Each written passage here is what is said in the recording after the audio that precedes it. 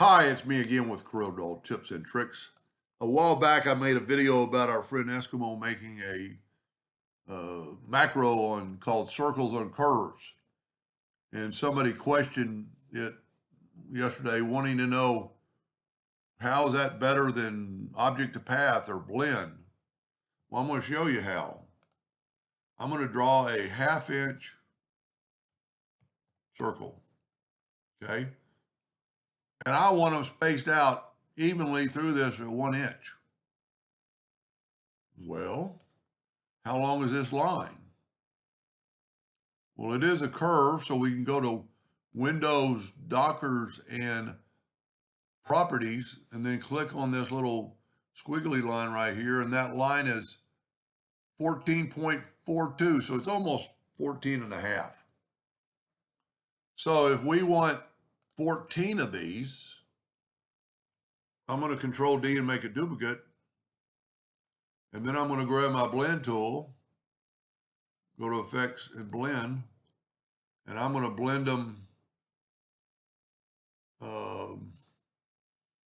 I've got 2 already, so I'm going to blend them 12 times.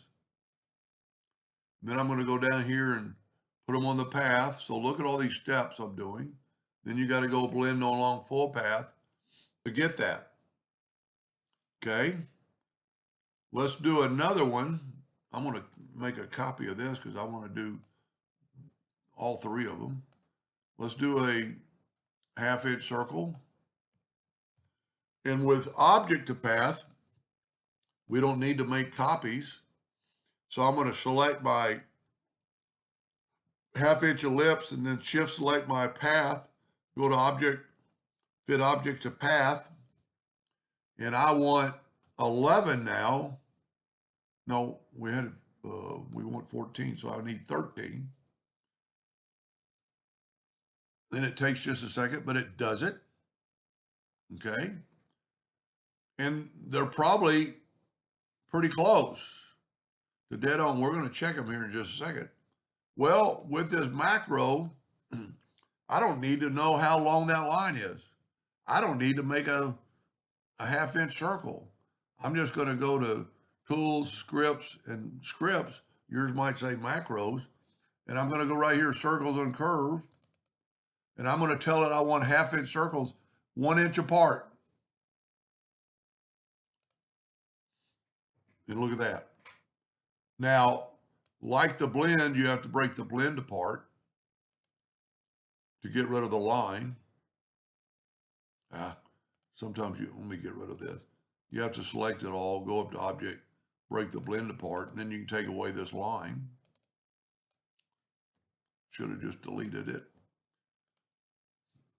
And with this, you don't. That's one thing nice about that option. Now in this, you have to ungroup it. And then you could take those lines away. They're little bitty half lines. Well, that I was thinking maybe I shouldn't have ungrouped it. Let's go back.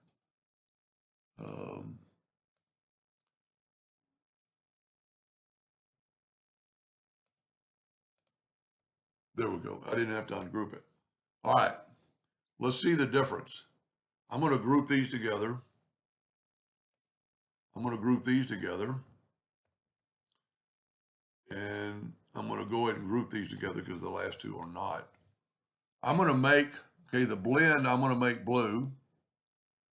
The object to path, I'm going to make green. And I'm going to leave the macro as red. Let's put them all in the center of the page.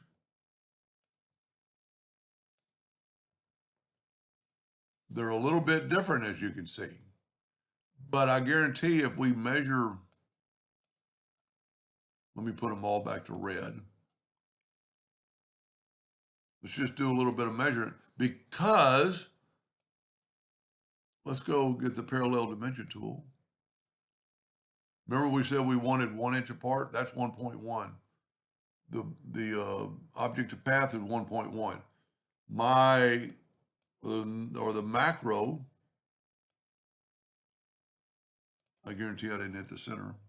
Now see, you can't be exactly an inch because we didn't start off with a line that was exactly an inch, but look how every one of them is 0.96 of an inch because we didn't have, um,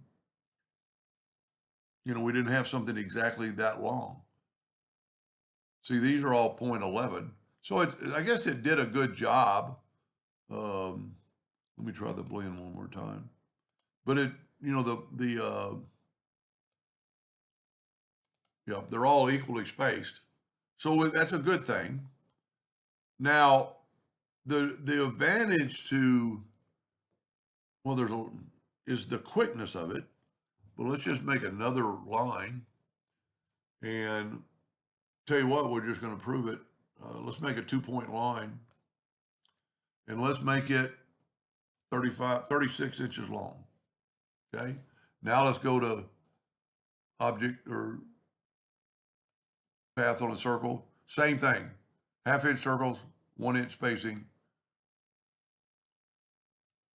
And let's take away the little lines. And let's see what our measurement is.